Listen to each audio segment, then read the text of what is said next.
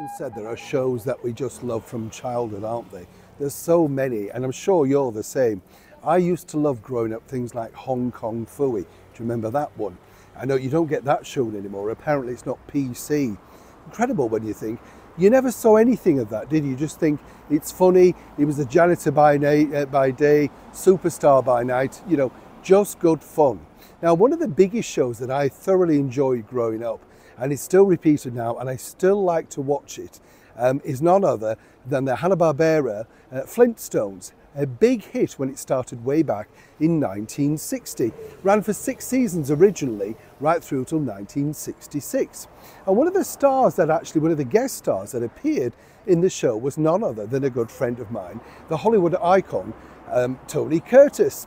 But what was interesting about this, listening back to some tapes, was I didn't know who else had actually been offered the chance to become part of the legendary Flintstones, ensemble. And why didn't it work out? As ever, let me explain. Morning, lovely to see you today, and as ever, thank you so much for joining me. Yes, did you like the Flintstones? Were you a fan? What was yours? Was it the Jetsons? There's so many, but you know, I mean, do you remember the Harlem Globetrotters? They had a cartoon as well. I just thought all of the cartoons were so well done, mainly because the storyboards were better. Yeah, I think we all thought that. And over here, you know, we used to have a magazine called Looking, and they had comic strips of the, the favourite TV shows, and they were drawn so well. I was fascinated by all of that sort of stuff. But the Flintstones, to me, I love the thing with the record, you know, the bird that played the record, the vacuum cleaner, Fred and Wilma, they're just the Rubbles next door. It was such good fun, wasn't it? I mean, that was the thing. Now, Tony Curtis, when I was chatting to him over many hours, over many years, I'd forgotten that he'd actually appeared in the Flintstones as Stony Curtis, right? And basically he was a Holly rock star, basically a Hollywood star, a spoof on himself, good looking, dark haired, blue eyed, all the things that Tony Curtis was. He wasn't too shy to tell you, let me tell you. Lovely, lovely man though, shared so many wonderful stories, so many hours together just chatting away, you know. And that's really what's nice now when you look back, because their stories thankfully do live on. Now, I didn't know the reason why they dubbed him Stony Curtis was a reference to his, shall we say, problem at the time. He wasn't exactly, as he pointed out, the cleanest of Hollywood stars way back in 1965. All of those years ago. It was the swinging 60s after all. But he didn't mind, he thought it was fun and a great play on words, as it were. But as he told me, they wanted lots of stars to voice in the Flintstones. Now, some did. They're very beautiful and still with us. I thought, what a sensation this lady was.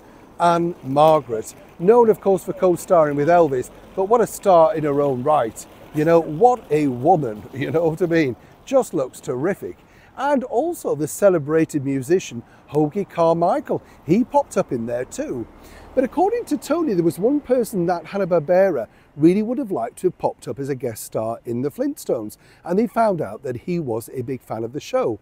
None other than the singing superstar legend, the king of rock and roll, in my opinion, of course, Elvis Presley. Oh yes, no two ways about it. Now, Elvis, of course, was the king. Everybody knows that.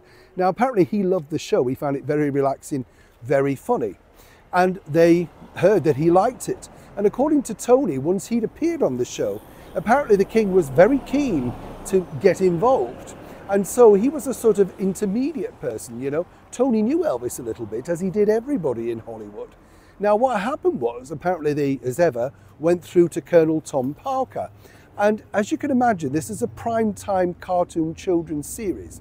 So the money's not great, but nonetheless, you're down there forever with the kids. And even Tony Curtis knew that appearing in front of a children's audience meant in 20 years' time they're going to remember you. Said yes, but Colonel Tom Parker said, well, that's good for my fee, what about my boy? And the bottom line was they just didn't have that sort of money. So the idea was that they were going to, well, how can I put this nicely, basically do it and say, well, maybe Elvis would like to donate his fee to charity, a children's fund, that sort of stuff. Colonel Tom wasn't having any of it. And sadly, that's why Elvis never appeared in the Flintstones. It is there in documentation in records somewhere, according to Tony Curtis. As he said, he thought it was a big mistake from him because years later, he said he should have done it. But of course, you know, when you're young, as Elvis was, and being managed by somebody who was all powerful, who literally makes all the decisions about your life, it's very difficult, isn't it, to go against them. Tony didn't have that problem, as he said. He got through quite a few managers in his time. Sadly for Elvis, he didn't have that luxury.